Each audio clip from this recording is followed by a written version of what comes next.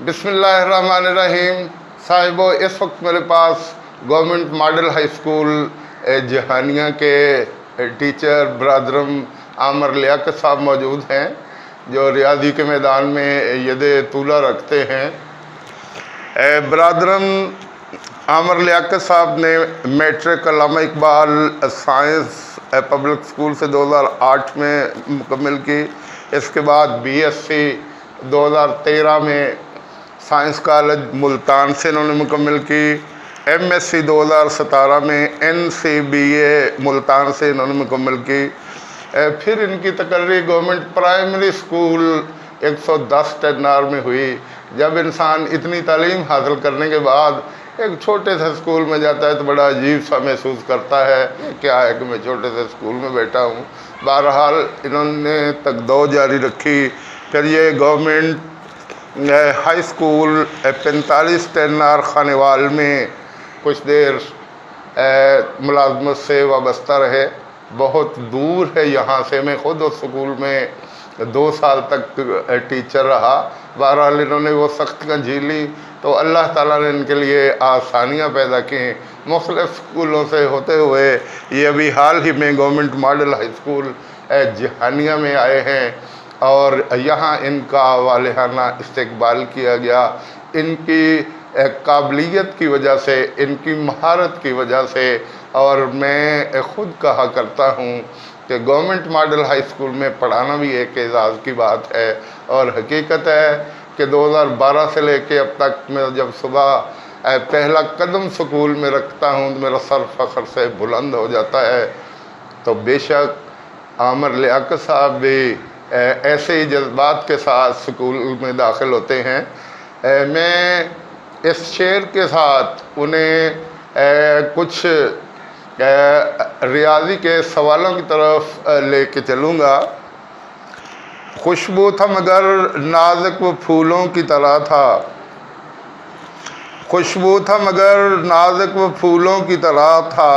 एक शख्स अंधेरों में उजालों की तरह था, ख्वाबों की तरह था न ख्यालों की तरह था। वो इल्म रियाजी के सवालों की तरह था। उलझा हुआ ऐसा कि कभी हल ना हो पाया, सुलझा हुआ ऐसा कि मिसालों की तरह था।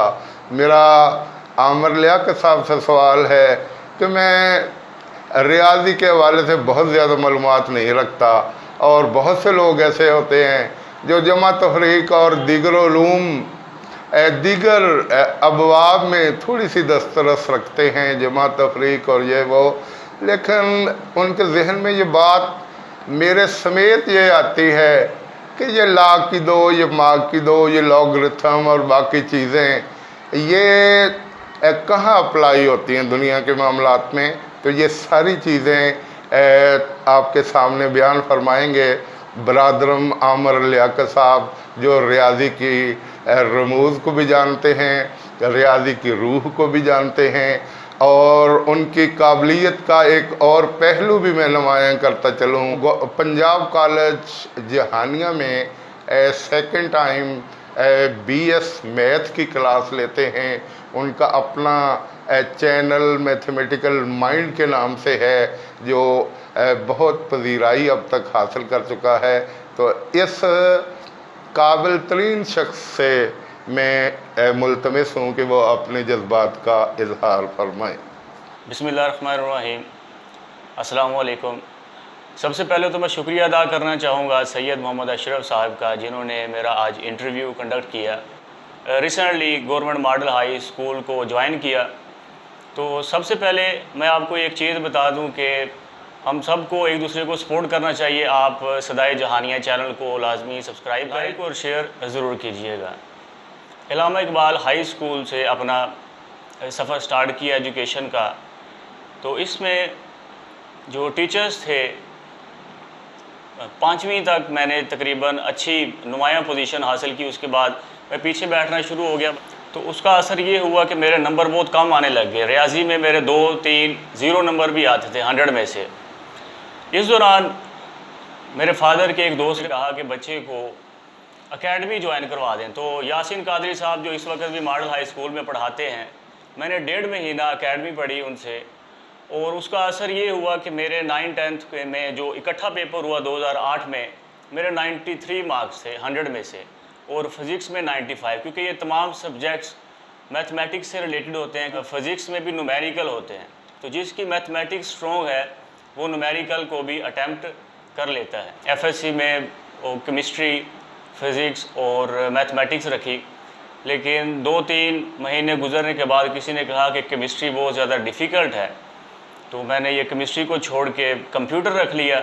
ICS में मैंने टॉप किया था। सरोदा यूनिवर्सिटी में फर्स्ट सेमेस्टर कंप्लीट करने के बाद मेरे जो 2 साथी थे उन्होंने अप्लाई किया एजुकेटर्स के लिए, मुझे भी फोर्स किया कि आप अप्लाई कर दें, तो मैंने अप्लाई किया। एट अ टाइम उधर भी पेपर हो रहे थे फर्स्ट सेमेस्टर के और इधर भी एजुकेटर का टेस्ट दिया, तो टेस्ट में मैं 1 नंबर से पास हो गया, बाकी तमाम जो मेरे दोस्त थे वो टेस्ट पास ना कर सके, तो मेरी जॉब हो गई government primary school 110 10 education BSc थी, बच्चों को पढ़ाना। मैंने कहा ये कहाँ मैं फंस गया, लेकिन मैं आपको सही बता रहा हूँ कि असल मैथमेटिक्स जो थी मेरी, वो बेसिक्स जो थी वो गवर्नमेंट प्राइमरी स्कूल 110 10 से मेरी ग्रिप यानी मैथमेटिक्स पे हुई।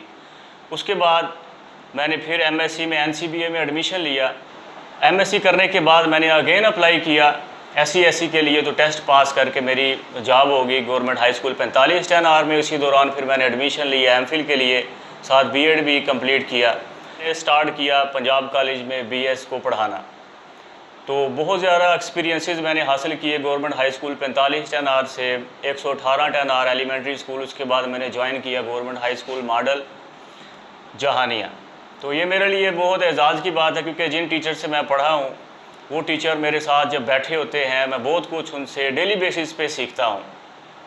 तो वैसे भी गवर्नमेंट मॉडल हाई स्कूल का नाम है जहानिया में, बहुत अच्छे टीचर्स हैं और बहुत अच्छा रिज़ल्ट आता है इनका हर साल। बहुत ज़्यादा कंपटीशन है, इस कंपटीशन की वजह से मैंने इसे ज्वाइन किया ताकि मुझे भी सीखने का, ग्रो करने का मौका मिले।